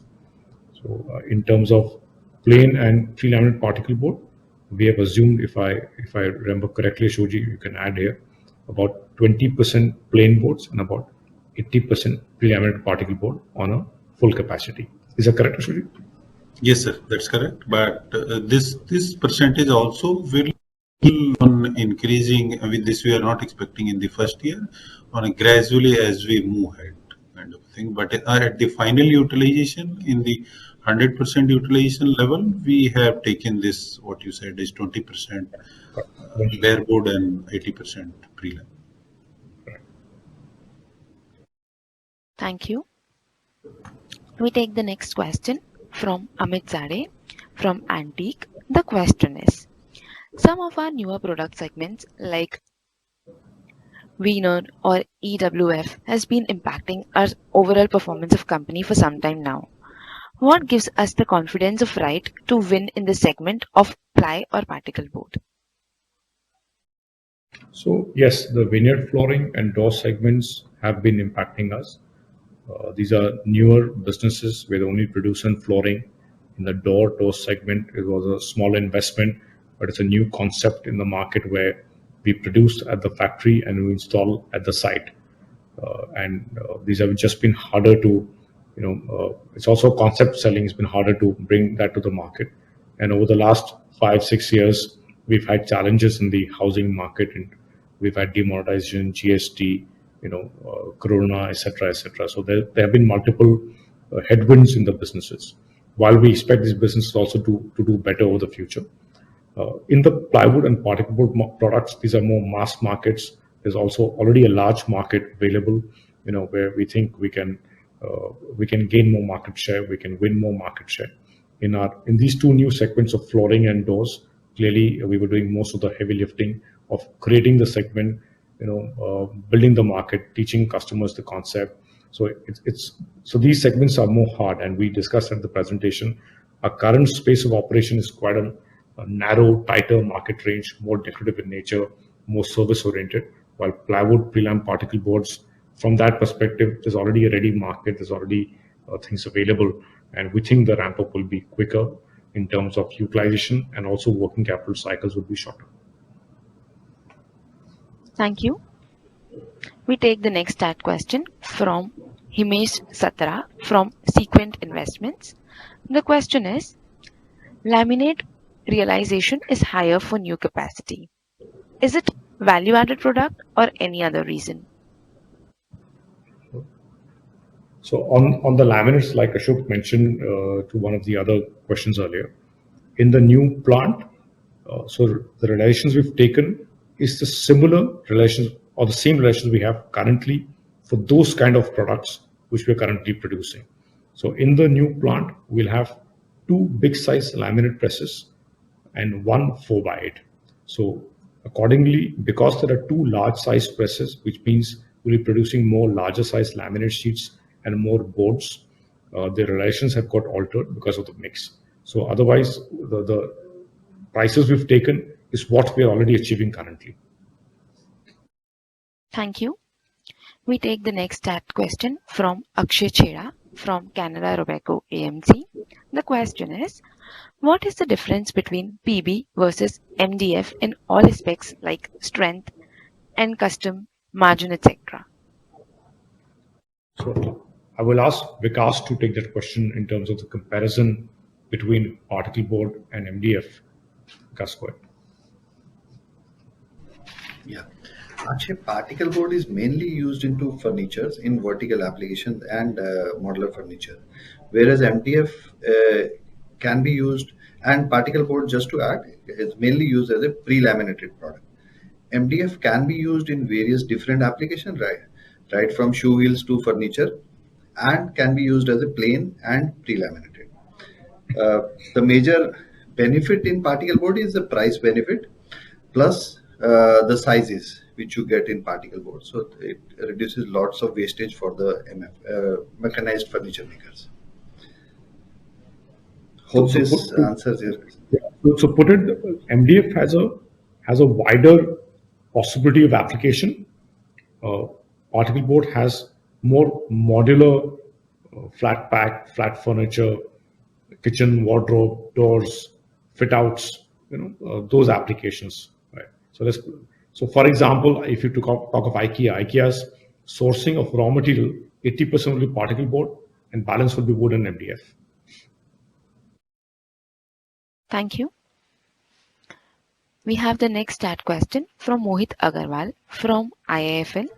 The question is, what annual growth in laminate, ply and particle board segments do you see over next 5 years for the industry and for you? Shoji, will you take that question?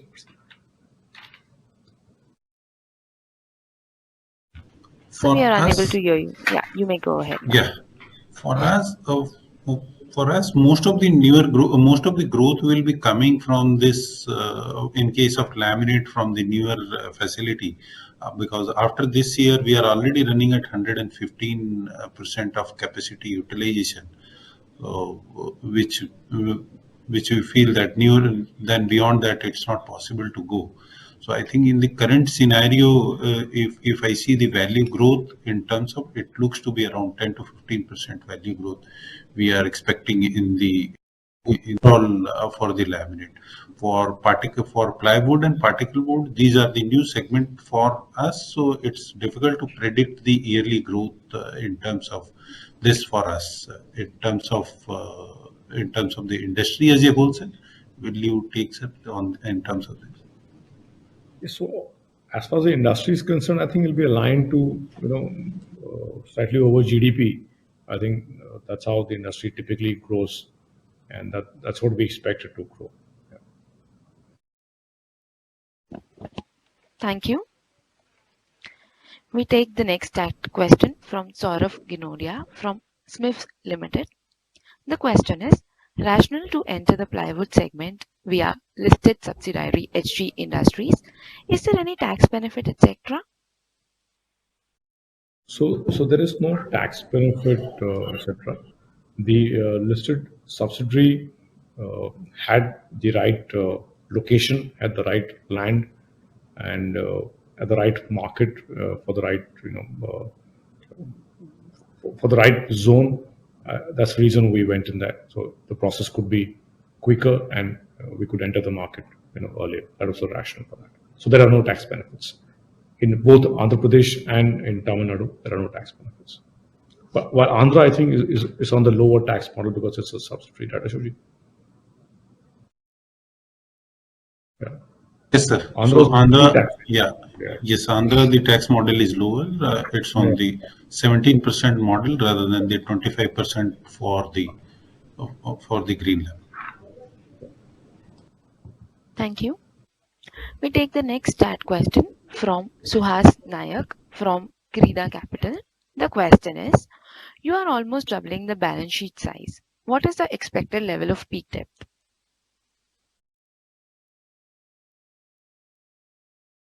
Yeah. So net peak debt, we will achieve in FY24, and at that time we expect it to be close to around 750 to 800 crore. Thank you. We take the next stat question from Karan Bhatelia from AMSEC. The question is, PPT mentioned of rupees 500 crore revenue potent. Is that on capacity of 3.5 MN sheet? And MDF portfolio has come a long way offering better products like waterproof, termite, fireproof, etc. And hence we see a strong acceptance. Can you comment on value-added portfolio for particle board? With new product in addition, in total cost of furniture, what is the typical contribution of our products? Shuji, if you could take the question on the laminate revenue, I'll take the particle board question. Yeah, laminate revenue is that we are expecting 500 crore on this, on the 3.5 million capacity, and as we have informed earlier, the realization is higher on account of bigger dimension and thicker laminate board which we plan to produce here. On account of that only, the realization is higher. Otherwise, we have taken similar realization for the similar product which we are selling as of now. On the particle board value addition, clearly there are possibilities of value addition of pre-laminated particle board, things like registered embossing, furniture components, HMR grade particle boards, exterior grade particle boards. So there are possibilities of value addition in particle boards too. As far as the math of total cost of our total furniture, I don't have that right away. So maybe we'll have to just, because it's a bit complicated when you say furniture, what do you mean by furniture? Are we just talking of a tabletop or a kitchen or entire interiors? So I think that maths we just need to probably redo now with laminates, plywood, veneer all put together. What happens to that maths? I don't have the right away. Thank you. If anybody has, you can, because Yogesh, if you have anything. No, sir. Not at the moment. Okay. We take the next chat question from Sneha Talreja from Edelweiss. The question is, what is the difference between pre-laminated board realizations and plain particle boards? And what percentage of your particle board will be pre-laminated from first year of operations itself? And is it completely supplied to OEMs or is there any other target market also? So Ashokji, will you give the maths on value of per meter cube plain pre-lam and percentages? Yeah. I can do the answer on the market side. Maybe you can maybe answer. Yes, sir. So Sneha, in terms of first year, we have considered 50% pre-lam and 50% bare board, which is slowly moving up to 20% bare and 80% pre-lam at fourth year of operation. And in terms of realization for the plain, we have taken around 15,500 for plain board, and for pre-lam of various sizes, thickness, various kind of value-added product, all put together, we have taken around 28,500. Thank you.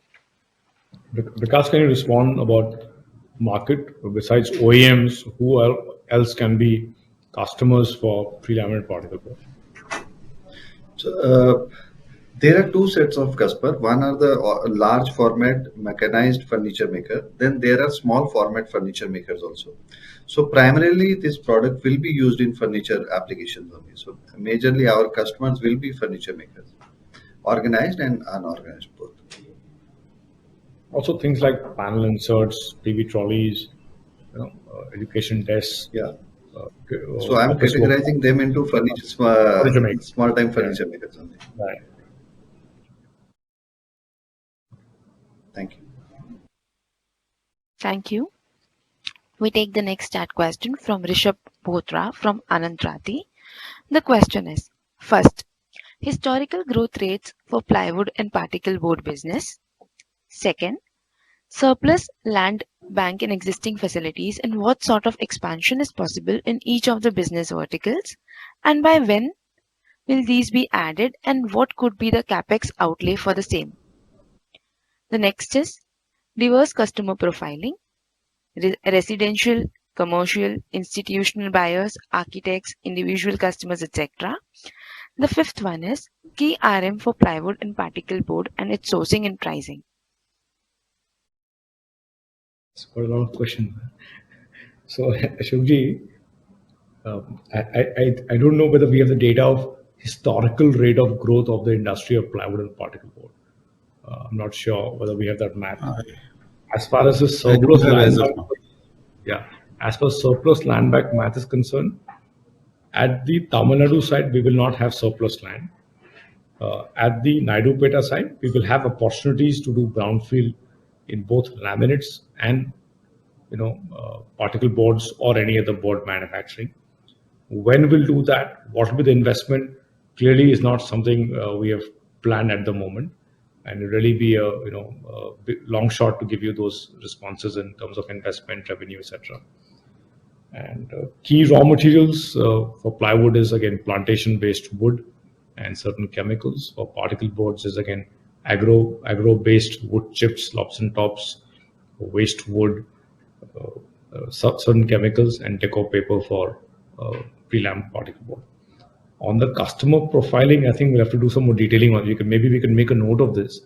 I can't give that verbally. Maybe we can make a note of that. So someone, maybe you can connect independently on that, right? So you want the data or you want what percentages? Right? I'm not sure whether we can give that exact percentage of what's happening. So Rishabh, we'll connect with Rishabh, sir, at a later stage.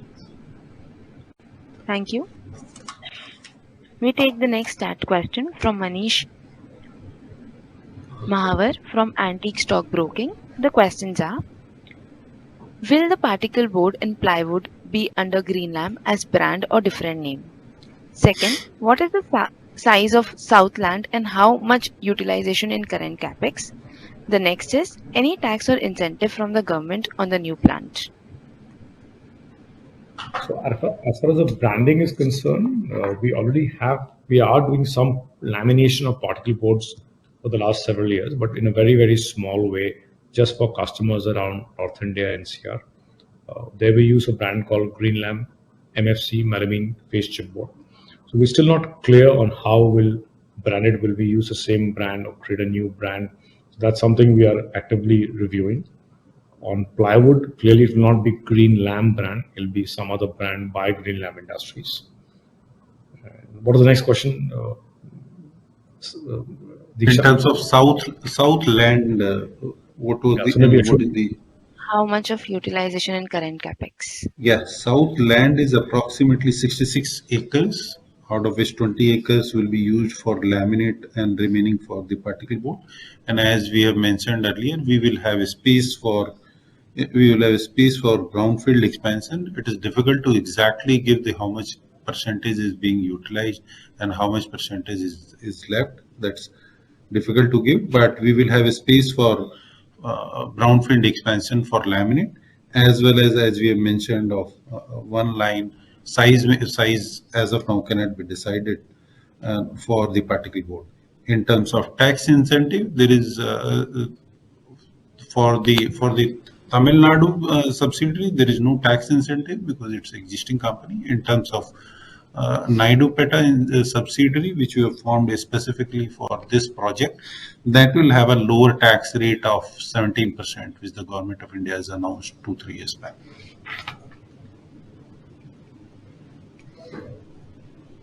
Thank you. We have the next chat question from Nikhil Agarwal from VT Capital. What is the percentage of prelam particle board and plain particle board? I think we have already answered this. This will be at 100% utilization, 20% plain and 80% prelam. Thank you. We have the next chat question from Rohan Gupta from Edelweiss. The question is, given that all the three carved out arms of erstwhile Greenply family is going to compete with each other in all the categories, how the market is accepting it and how each of the player is fighting for market share gain with each other? So, not all categories we are ending up competing. In certain categories, there will be competition. And like we said before, the market is large enough. There is adequate opportunities to really go and take share from the unorganized players in each of the categories and taking share from imports of certain imports in certain categories. The consumption of furniture, plywood, particle boards, this entire category in India is far lower than what's there in so many other parts of the world. So as far as Greenlam is concerned, we're really focusing on in the new categories, particle boards anyway, there's no meaningful national player at the moment, so there is no competition. And the challenge will come in the plywood business. And that, like we said, the market is so large, it's 30,000 crore market size. So if you add green ply, century ply, green panel, I think the plywood revenues will be something like a sub 3,000 crore. So there still is so much opportunity for us to create our own market share. So this is how we're approaching it. So the idea is not to compete with each other or with anybody. I think the idea is to take more market share from the market in general. Thank you. Yep. We take the next chat question from Kuber Chauhan from IDBI Bank. The question is, demand outlook on plywood, particle boards and laminates. So when you say demand outlook, what would you mean? You would mean like a growth or like market size, because all that's already mentioned in the presentation. So demand outlook looks good, if that's what it is. And also, like we said again, this whole story of unorganized to organized, replacement of imports. In laminates, we have this whole international thing, where we've opened up so many markets. So there's significant opportunity we have there. So in plywood, there's going to be more domestic market, more the whole taking away share from unorganized or creating our own market share because dealers want more brands. Particle boards is again, there's no meaningful player.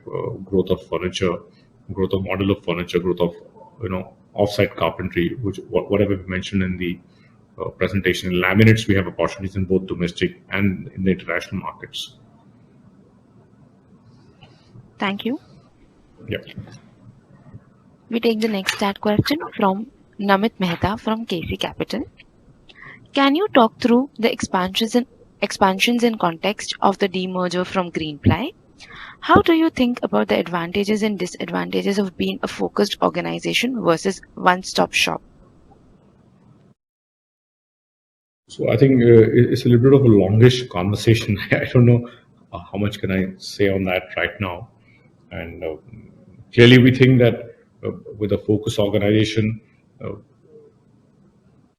we have certain limitations beyond a certain market size, and several of our customers, architects, IDs, dealers want more products from us. So clearly we think adding more products at the moment will make sense. And so otherwise, advantages and disadvantages, I think is a far more longish conversation. Maybe we can park that for some other time. Right now, I think we just want to focus on what we are doing and what we intend to do. Thank you. We have the next chat question from Amit Vora from PCS Securities. The question is, what sizes are we looking to sell in particle board? What is the mix you are looking at in terms of plain versus prelam? So, Ewan, maybe you can give the information, the sizes we're looking to sell, Ewan. Yes, sir. Yeah, Mr. Amit. As far as the sizes are concerned, it's going to be a very flexible line. We will have a sizes starting from 7 feet by 4 feet to the 9 feet by 6 feet, any size in between. Mostly the fast moving sizes we are expecting 7 by 4, 7 by 5, 7 by 6, 8 by 4, 8 by 5, 8 by 6, 9 by 4, 9 by 5, 9 by 6. These are the sizes, and the thickness range can be varied from 6 millimeter to 40 millimeter, any thickness. Thank you. Yeah, and in terms of mix, it's 20% in plain and 80% prelam. That's what we are expecting when we reach a full utilization. Thank you. Anyone who wishes to ask a question over video may click on the video question button at the bottom of their screens. Participants who wish to ask their question through chat may submit their questions in the chat box option appearing at the bottom of their screens. We'll wait for a moment to see if there are any other questions from the participants.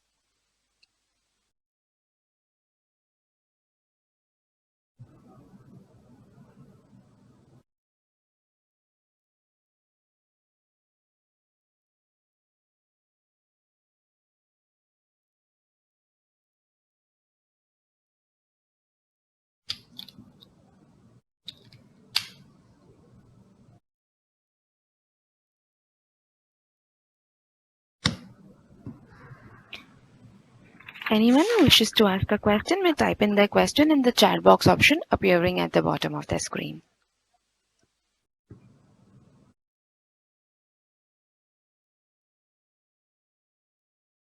Ladies and gentlemen, this was the final question. I will now turn the floor back to Mr. Saurabh Mittal for closing remarks. Over to you, sir. Dear friends, thank you for your time and patience on this call. We sincerely appreciate all the questions and queries you had, and I hope we've been able to answer most of them. For few which have remained not fully answered or partially answered, I probably will have a show at Samarth connect with you offline and try and address it to the best possible way. We really thank you for your time. Have a great day, guys. Thank you.